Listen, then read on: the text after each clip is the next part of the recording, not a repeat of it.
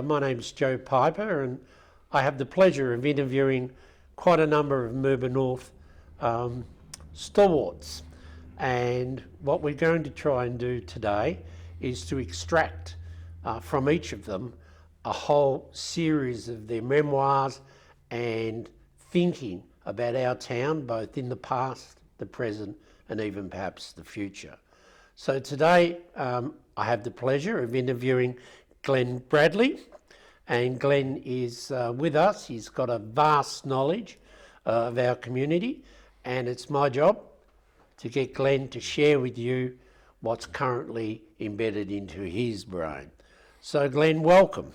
Thanks, Joe. Glen, let's start off by sort of establishing your bona fide Mirboo North credentials. So whereabouts were you born, and when and how and what? It gets a little complicated. I've regarded myself as Mirboo North stalwart. Yep. I was actually born in Kyneton.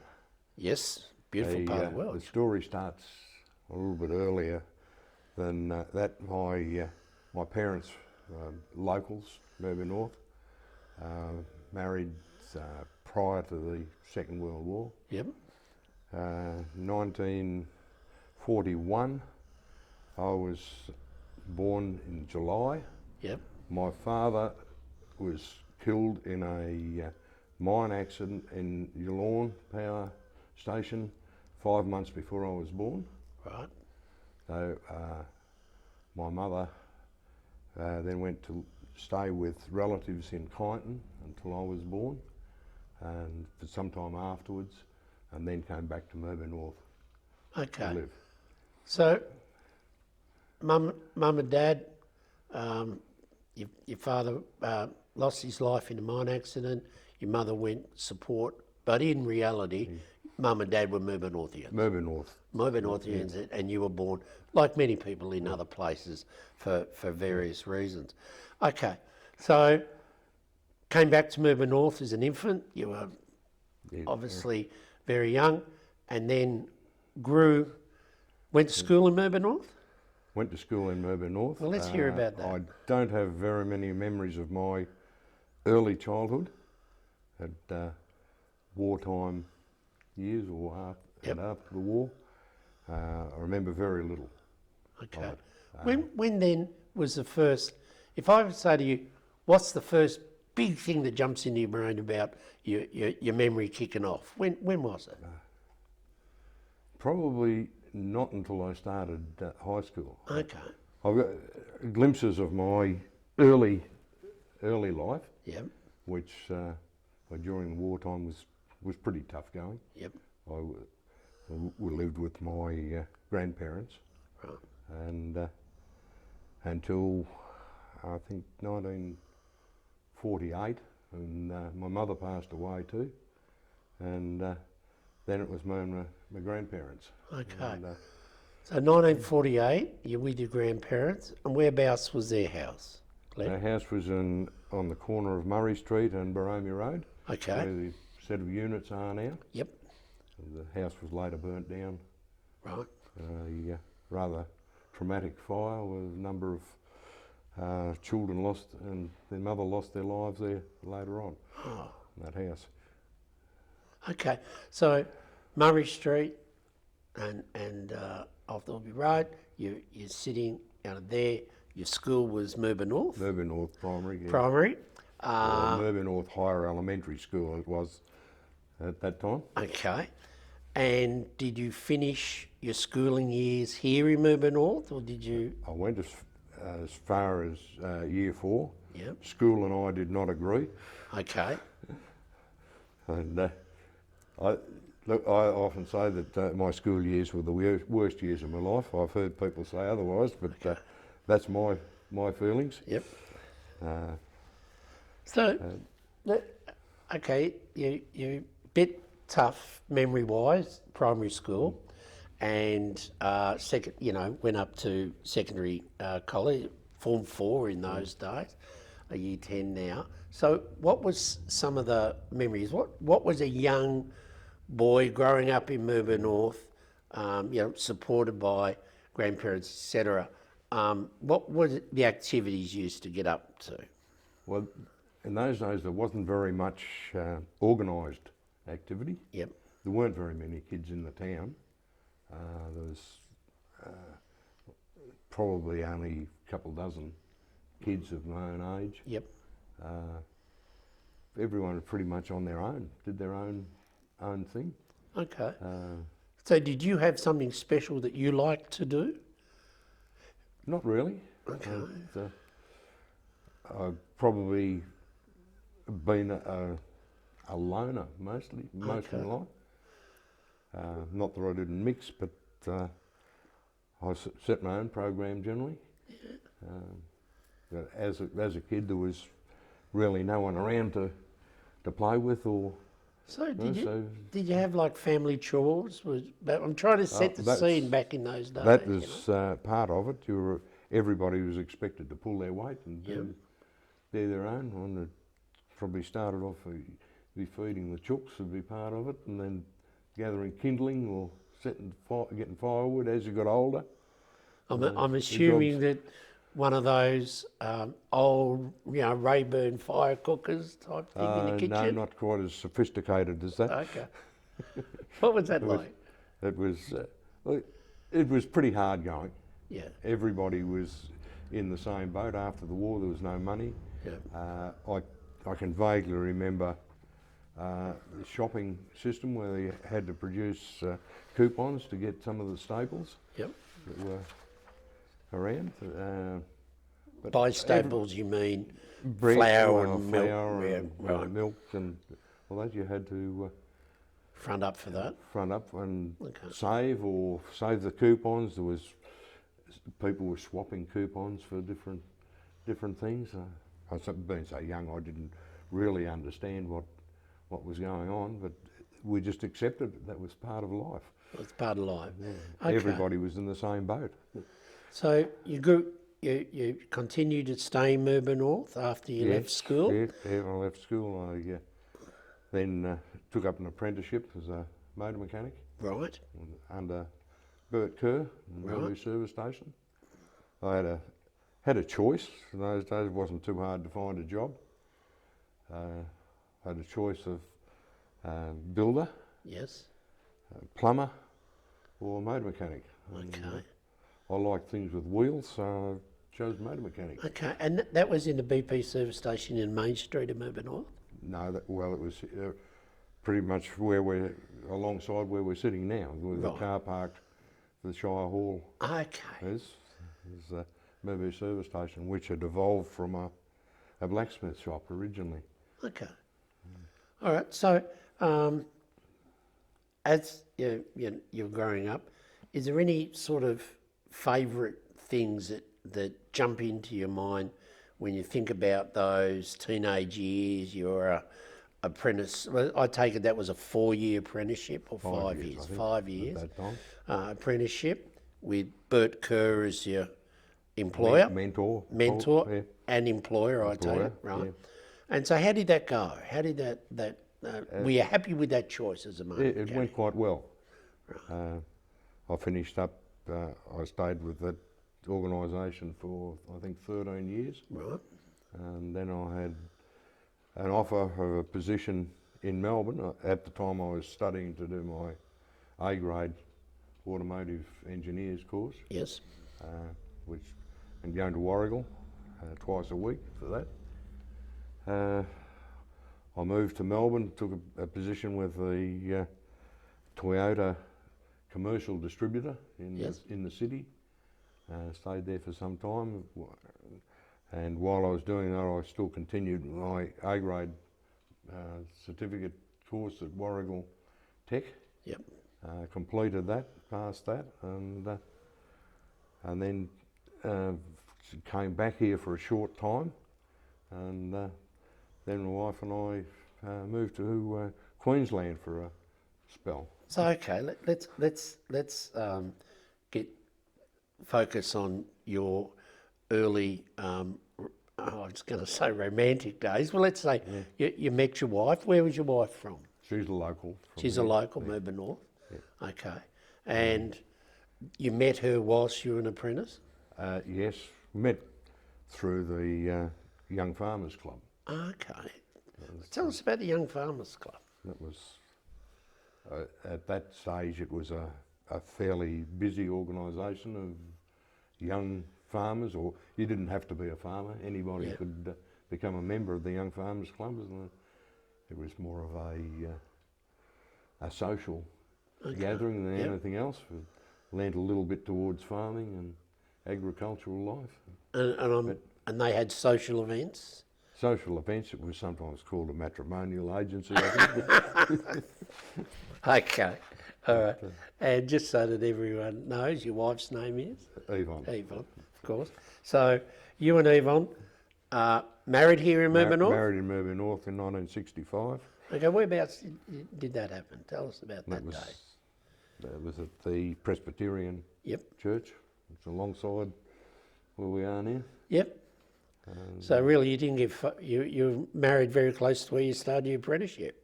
Yes. Backed up. Yep. Part of the town. Yeah, okay. All right. So, and when you were first married, was that before you went to Melbourne? Yes. Okay. So whereabouts did you live? Where was the first time for you? We had a house on the corner of Baromie Road and Murray Street. I built a house on the opposite corner to where I'd grown up. Okay. So that was a vacant block of land, or a house It was was a block already that there? I inherited. Okay. So, and you had a house built there? Yes. Okay. You went, did you have any children when you went to Melbourne? Not at that stage. Not at that stage. So you went off to Melbourne, you were there for a few years. No, we were only there for a short time, then we went to Queensland for 12 months. Came back and re-established here. Okay, into that same house? No, sold that. I think we stayed with relatives for a while, and then we've actually moved to Ferntree Gully. Okay. We stayed down there for 4 or 5 years. Okay. And the family was born in Ferntree Gully? No, it was just a spur of the moment thing, somewhere to go. Worked down there in a Ford dealership. Yep. And then an opportunity came back in Mirboo North. There was the BP service station was vacant. Yes. At that stage, so I had the opportunity to take that over, which we did, and we ran that for a number of years. And your children were born during that time? yes, so they were all born in Ferntree Gully, actually. All born in Ferntree Gully, but came back to Mirboo North very young. And did all their schooling and kindergarten, all that thing in Mirboo North. Okay. And the BP service station, would my recollection be correct, that is was on the parcel land next to the police station now? Is that no? No, it was where the existing BP service Oh, station okay, was. right. It was demolished and a new one built later on. Okay. So the current service station in Mirboo North is the original. Site, yeah. God, that was the site of the original BP, and that was the site that you ran your main mechanic out of. Okay. So let's, if I could, during that time, young family, lots of pressures, lots of that. I'm going to change tack just for a minute. Where does a hard-working motor mechanic and his wife and family, where did you go to have a break? Where did someone in Mirboo North go for holidays in those times? Well, we didn't have too many. We worked 7 days a week. Okay, all right, okay. Yeah. We're actually You'd be surprised how many dairy farmers. We were say that the as first petrol station or service station to actually open 7 days a week. Okay. Sundays was the day, yeah, that was a new day, yeah. And which was a bit of a gamble at the time. The establishment said that we couldn't make a go of it. We proved that we could by serving the travelling public who needed fuel and supplies on the weekend. Yep. So I think we've sort of set a bit of a landmark there, and it did pay off for us. Yes. And a few others had to follow suit then. provide services. Prior to that, the town was 5.5 days a week. It closed at midday on Saturday, and there was nothing open after that. Yeah, and yeah, people still had to get around. They still moved, yeah. Yeah. Okay. So that was it. I'm gonna. So thank you for that. So you didn't really tell me where you went on holidays because you were too busy to have them. We didn't really have many. Okay. So was there something in that you took personal time, or wife and kids enjoyed sort of activities during that time? Were they involved in sport or? Well, the kids were always involved in sport. I never was. I never played sport here. Right. Yeah. Well, when I was growing up, I didn't have time for a start. There's always chores to do, and sport was regarded as an extra. A luxury, a real luxury. And I was never able to do it. Okay. My version of sport was shooting and hunting. Well, okay. So let's start with that. So that was an activity that was for you. For me, yeah. That was for you. That was personal time. That's while I was growing up. While you're growing up, hunting and fishing. Fishing, yeah. Well, it was also to supplement the food supply. Okay. It was necessary in those days. So the days of the rabbits. Rabbits, fish. Yep. Yeah. Okay. So not only were you're working hard, you're also supplementing the family by. Okay. Over that time, we've touched on your career, motor mechanics, going into a service station after a little bit of movement. Over that time, what were some of the biggest challenges? Yeah, we've talked about Sunday opening, but what were the things that kept you awake at night? I slept pretty well. Okay, cut me down on that one. No. What challenges? What did you see, your family see as a challenge? Hard one. I think the main thing was just to do your best and keep your head above water. Right. Everybody had the same problem, wasn't? I don't think there were many people who were actually wealthy, as we know it. Everybody was in the same boat. They had to work, and it was a bit of a struggle. There were no luxuries. Like I think even Christmas time, kids nowadays get a trailer load of parcels or gifts or whatever. Those days, people were lucky to get a Christmas gift. Okay. Yep. And personally, I was very lucky to get a Christmas gift each year. Glenn, you've shared with us the difficult times and the challenges. I suppose, what would you see? I mean, your life as a motor mechanic, and I want to touch on that just for a moment, because in the context of talking about the history of you and the history of Mirboo North, you would have seen many changes in the automotive industry. A lot, yes. From the days where you could actually work on a motor to the days where now you're not selling petrol, you somehow got to work out how we're going to charge them. So there are a lot of changes, and what was the biggest one that you reckon, or the major one? I think the overall biggest change has been the introduction of electronics. Right. Through all of our life. Yep. That probably started when television was introduced in 1956. It was probably the turning point. Yep.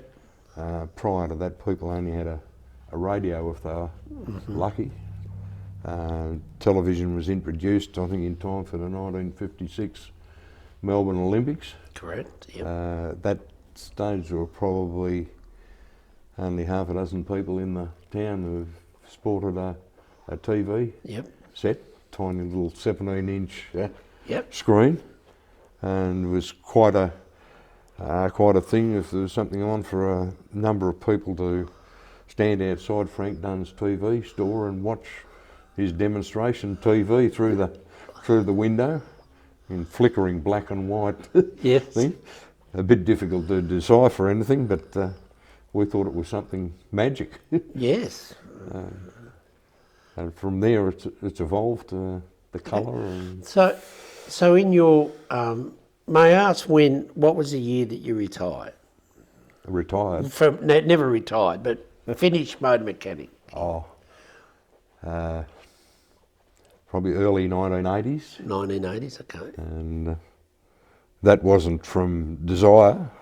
It was a combination of things. I had some rather severe back problems, which had evolved from the trade Yep. itself, and Leaning over bonnets. lifting tyres and batteries and things. Doc said to me, well, if you want to become a cripple, keep doing what you're doing. If you want to be able to walk around, you better change your method of employment. Okay. So from there, from 1980s, what did the 1990s hold for you? Then I spent another 10, 12 years driving a truck for Australia Post out of Morwell Mail Centre. Yes. Mainly between Morwell and one of the metropolitan mail centres.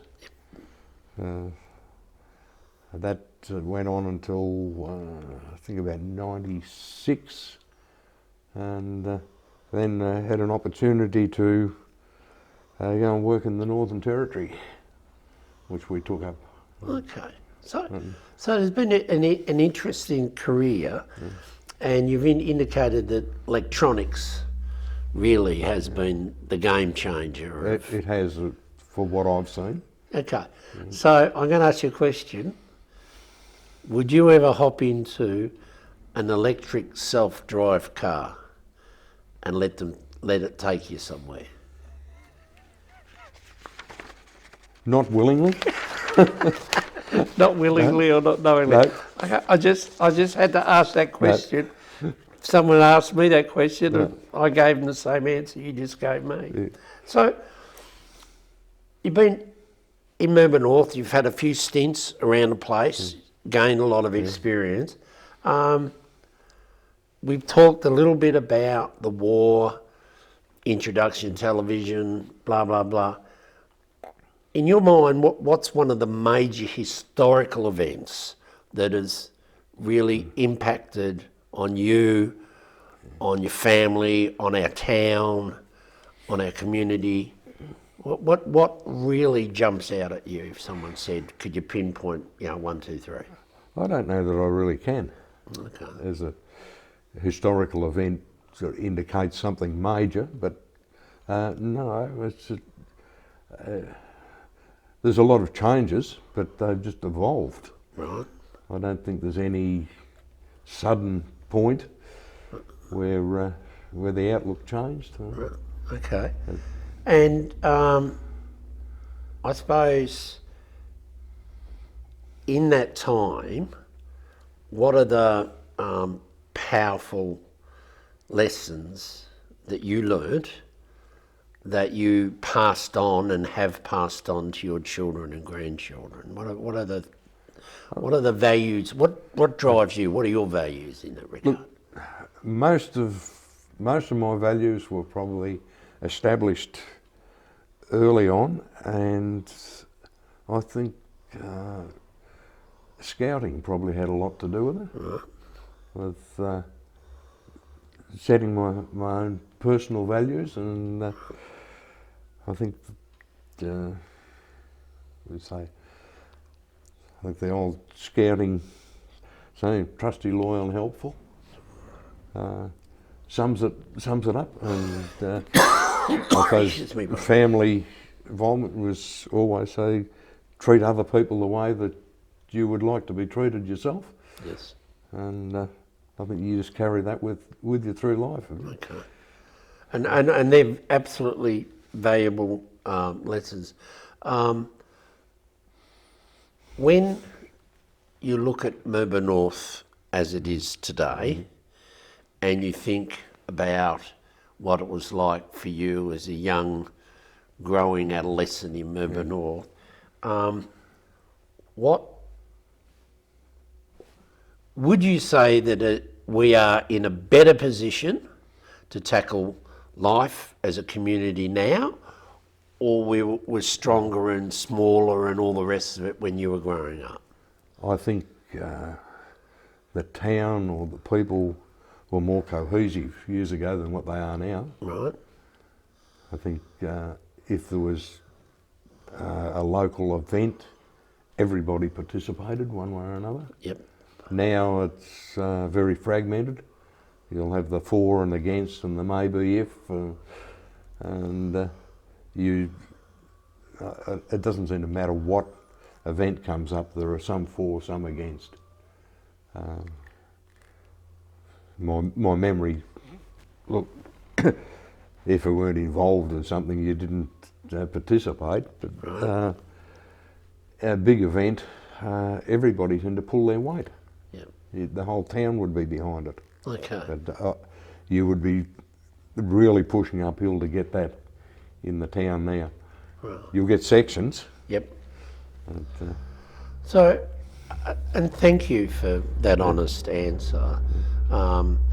It was an interesting time for our town when the weather event, they call it, we're not allowed to call it a cyclone, weather event hit us a couple of years back. And that was an example of our town pulling together. Pulling together, Yeah. And the fragmentation obviously still happens, but there were so many agencies going in different directions, wasn't there? Yes. Yeah, I'll leave that at that. Some years prior to that, the Shire supposedly had an emergency relief centre set up in case of an event like that. Yep. But when push come to shove, it didn't happen. Yeah. And then it appeared to take the Shire 3 days to get their act into gear, by which time most of the locals had all the traumatic events covered. Yes, and so okay, so we've covered things. What do you see the town being like in 30 years' time, when your grandchildren or your children and their children are in a position to influence the community? How do you see it happening? I think it'll continue the way it is at the moment and be somewhat fragmented. Right. Okay. All right. No, that's people following their own desires or course, and not too concerned whether it affects others or. okay. So let's stay with that just for a moment, if we could.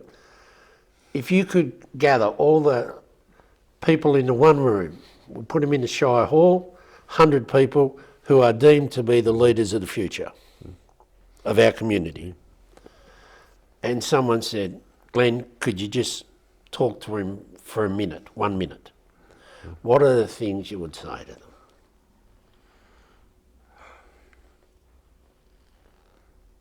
Help each other. Help each other. Yeah. All right. Help each other and work for each other. Yeah. Yeah. Work together. Work together. Yeah. And that's strong advice coming through that with a person with your life experiences. And thank you for sharing that with us. Is there something, Glenn, that you have earmarked that you want to do going forward, that you haven't quite done it yet? Is there something on the bucket list? I've still got things I want to do. Yeah, okay. What are they? Time's running out, but I'll keep going. I'll never say we're finished. No, but have you got something that you're planning on, that you would like to tick a box? No, I just keep pushing forward. Keep pushing forward. Yeah. Okay. You've seen the town shift in its main street, all the buildings changed and all those sorts of things. How someone that grew up in the Mirboo North community, how do you see the evolution that has been the development that's gone in the main street? I think the development's gone backwards. Okay. You see the number of shops that are closed or Yep. disused. There's probably only half the number of businesses that there used to be. Yep. And we've got several vacant shops. That didn't happen. Every shop was occupied. Right. All doing something. I suppose it's a lot easier now for people to go out of town and do their shopping, which is probably part of the reason why Yep. our shopping centre has changed. You used to be able to buy everything you needed in the town, Yes. one way or another. You had 2 or 3 outlets for hardware and rural supplies. Now you've got one. Yes. You had 3 grocery stores, now you've got 1 supermarket. Yeah. I think we had our local dental centre, although it wasn't Yeah. manned every day of the week. We had solicitors in the town, lawyers. Yep. We don't have any more. No. You've got to go out of town. Yes, no, that's true. We had more pubs too, didn't we? We had, Once that- well, at one stage there were 3 pubs, and Yeah. there was 2, and then there was another pub out at Mirboo, which was within reach for a lot of people. Yes.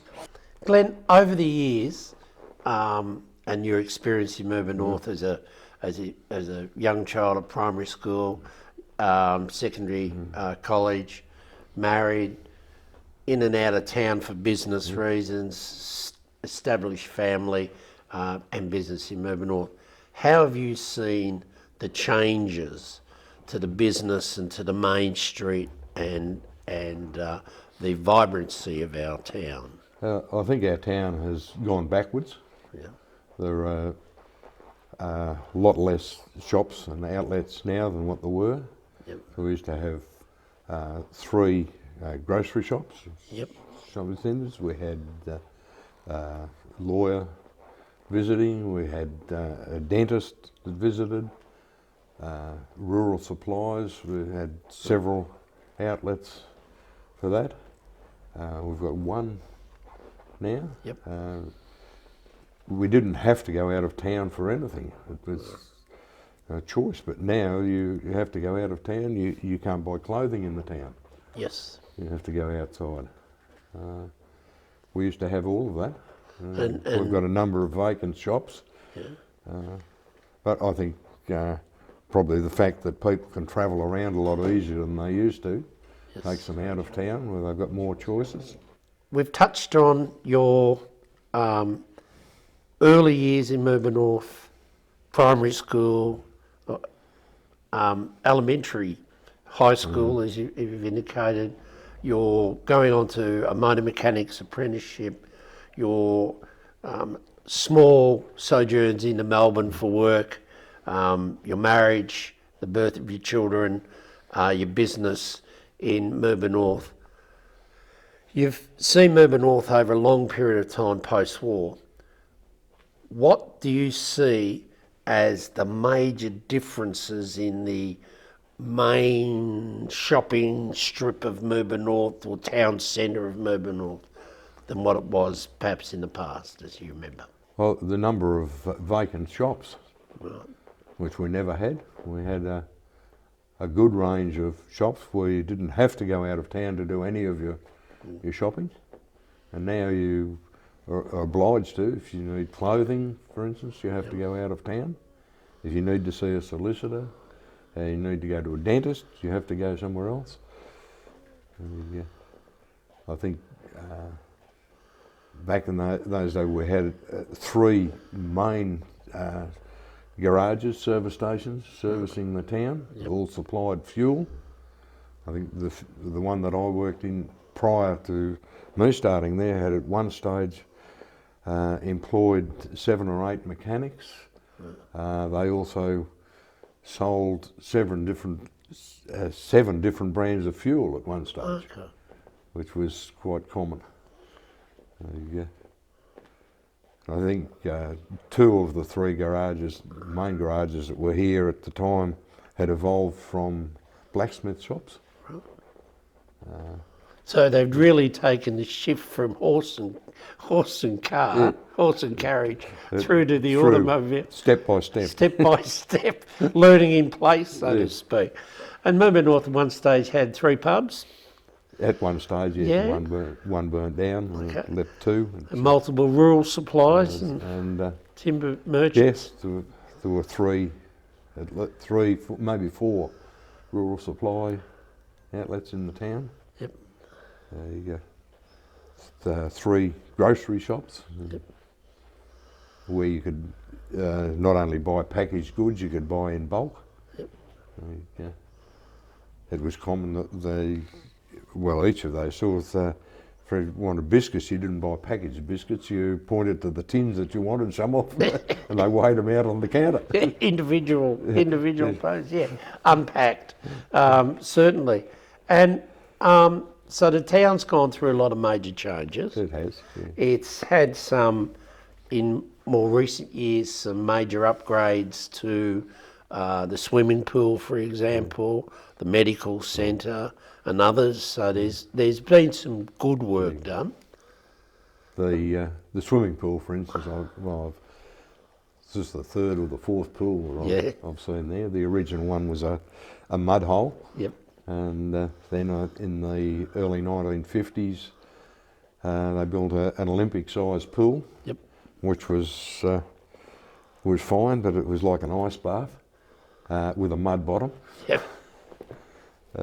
But that stayed for a long time until they decided it was no longer serviceable, and they replaced it with a smaller pool, which I think was probably a backward step. But we've still got a pool, which a lot of towns haven't. And certainly we do have that. And I know that you're a member of the Mirboo North Historical Society, and I know that you're a believer in, holding the records and understanding the history of our community. And so why is the preservation of that history so important to you, and what drives you to be a main person in that regard? It's probably to see that the records or our history is correct. Unless somebody records our history, well, history is now. Yep. And we've got to record it for our future generation. Right. I'll give you an example of that. Was the Lyrebird Walk we have down the road has often been touted as the site of a sawmill. And there was a sawmill down there, but it was nowhere near where the Lyrebird Walk was. It was on the other side of the road, actually, where the pumping station or the water treatment plant is now. Okay, right. But DECA, or the Department of Name Changes, somewhere along the line decided that because they found a pile of sawdust near where the Lyrebird Walk is, that it was where the sawmill was. But it was actually a dumping ground for the sawdust that the sawmill couldn't burn during the summer period. Right. And the sawmill was on the other side of the road, further down. So people just put 2 and 2 together and said it's sawmill, or someone did? The bureaucrats within DECA decided that one. Okay. And if it was allowed to continue, and I believe they still claim that, but I mean, if you listen to that, the history is incorrect. Okay. So your drive is for correct information. Correct information. And a recording of that information. And regularly we get people coming to the Historical Society, people who are trying to trace relatives or their own family history. Yep. They know that great uncle Bill lived in Mirboo North at one stage, and through our records we may be able to trace Great Uncle Bill and his family and where he lived or what he did in the district, and help other people with their own family history and that sort of thing. Well, that's the last question I'm going to ask you is unscripted, and Brian may kill me, but it's unscripted, so I'm going to ask you this. You have been made mayor for one day of South Gippsland, and you've been granted the opportunity to do one thing in Mirboo North, for Mirboo North and district. What would you decree on that day? The thing that you would change or do? Preserve your historical buildings. Okay. And I would have expected no less an answer from you, Glenn. There are not many of them left, and well, the recent debacle over our lock-up building is a prime example. We could get absolutely no assistance from the Shire. They didn't want to know about it, and it would appear that as far as the Shire are concerned, history doesn't matter. Okay. Or the dollars can't be found, one of the two. So because of their liability towards it. Okay. And, they don't want to know. Well, thank you for that answer. And I believe that, have you felt that we've been able to talk about your history enough today? Are you comfortable with the way this has gone? I'm fine. Okay. Is there any closing thing you'd like to say? No, not really. Just do your own thing, go your own way, and do the best you can. Yeah. Keep your head above water, as you said, and treat people the way in which the people you would like or expect to be treated yourself. Can I thank you very much, Glenn, for your time today.